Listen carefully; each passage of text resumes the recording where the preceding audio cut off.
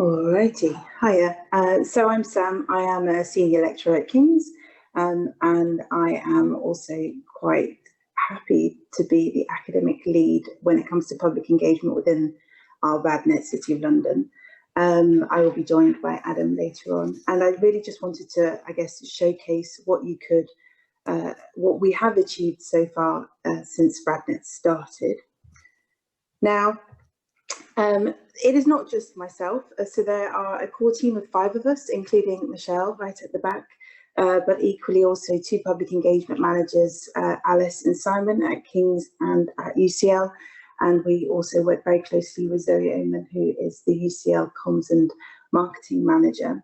And, you know, our group of 5, we have worked very hard to, I guess, deliver what I will show you in the coming slides, but equally we have taken on board basically comments from not only patient and public involvement groups, but also from our advisory team and committee, which we have also set up, which I'm very glad to say actually includes members of the executive board who come and join the committee on rotation, which is fabulous, as well as it includes 3 other academic leads to showcase, I guess, what happens within every single one of our institutes within RadNet, because we're based across King's, UCL, the CRUK and Queen Mary. And equally, we also have the support of 2 public engagement managers on that advisory board as well. So our vision is very much to, I guess, break down the barriers to public engagement when it comes to radiation research and engage with people, with patients, public, school kids, etc., and to enhance the impact that our research has on the community. And so we recently carried out a survey. This was a baseline survey of what kind of public engagement was already ongoing within RadNet. And that survey, along with a few focus groups, has really helped us establish where we are. And I'm very pleased to say that we have a wealth of experience in terms of public engagement within the centre, but equally that there is still a demand for more training, more opportunities, more support and direction. And that's very much where we hope to help out.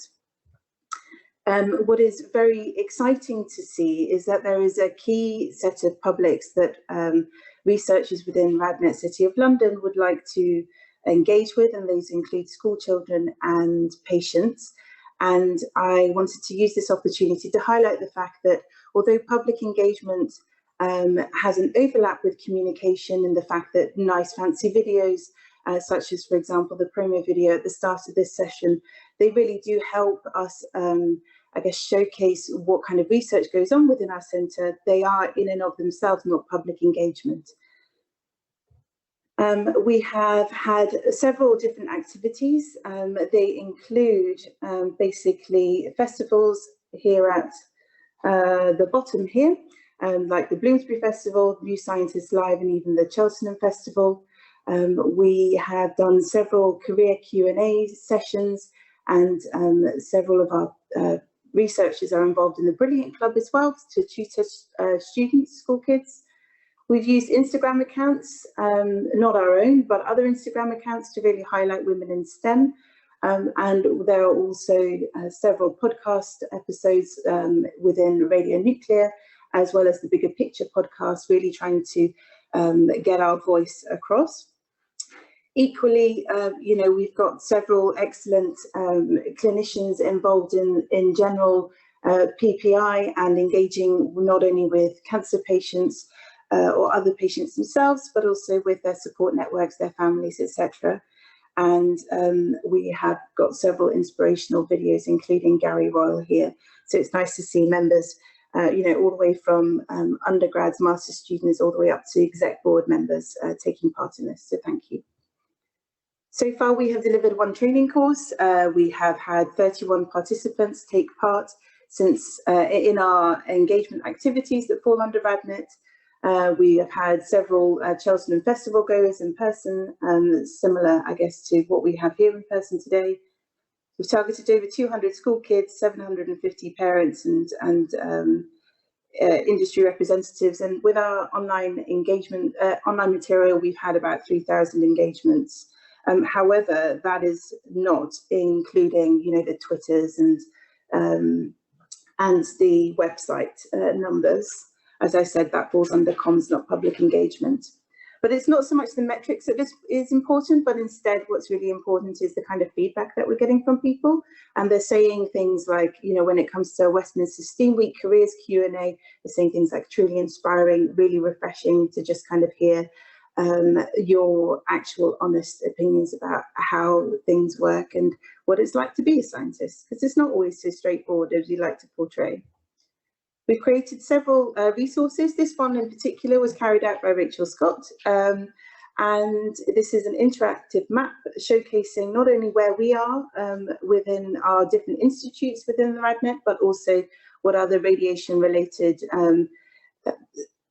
activities or items there are in and around London, such as, for example, this item here at the Science Museum.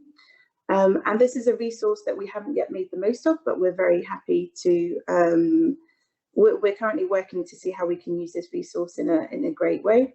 And equally, we have created this video on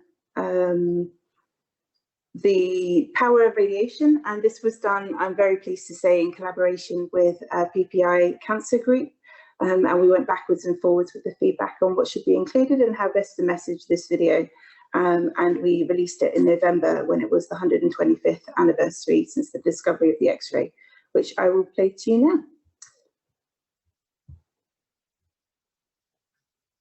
now. Radiation, energy emitted in the form of a wave or a particle, has been used in medicine for a long time.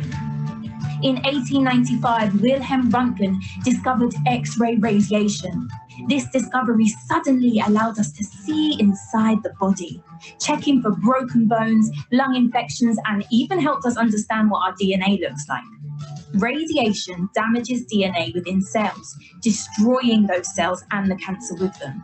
This is the fundamental mechanism behind radiation therapy or radiotherapy. There are many different types of radiotherapy, which are all used to target different types of cancers in various locations throughout the body. Today, most patients receive photon radiotherapy, delivered in beams of high energy light.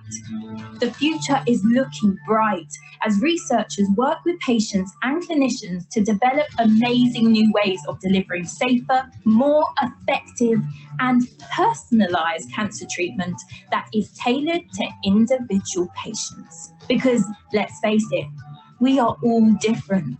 This way, we maximize treatment effectiveness and minimize side effects. Proton beam therapy is incredibly precise and effective and causes minimal damage to surrounding healthy cells.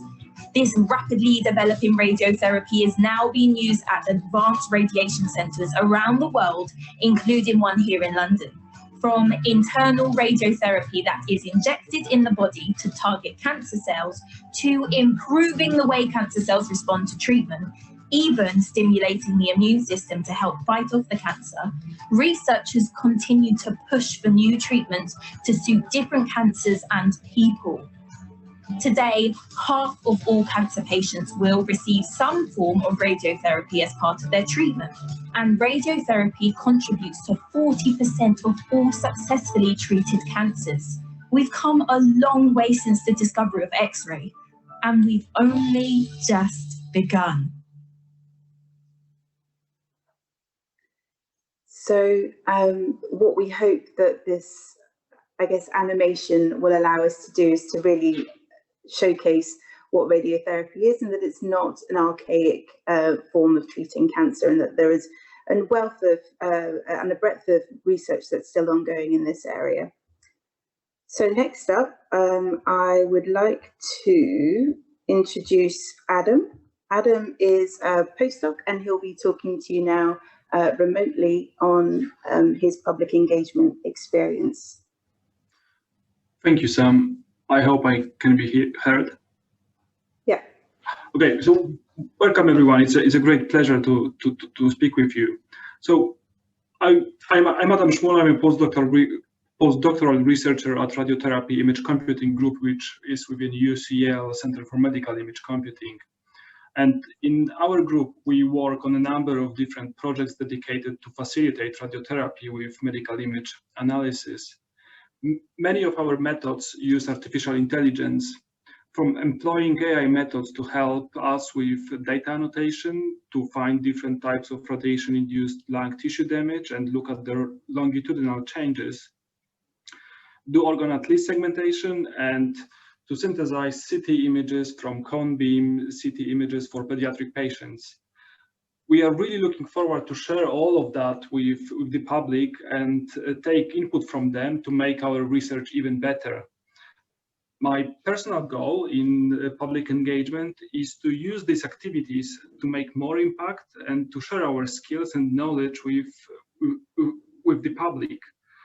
In particular, I would like to help to demystify tools which we are using, and what I mean here is mostly artificial intelligence. We already had an opportunity to share some of our experience with public last year at Bloomsbury Festival, and we are really looking forward to more in-person and hands-on opportunities to come. Thank you so much. Thank you, Adam. That just leaves me to say you are welcome to follow us on these social media accounts that I said weren't public engagements to see exactly the kind of things that we have ongoing at any particular time. And do get in touch if anybody would like to take part. So thank you very much.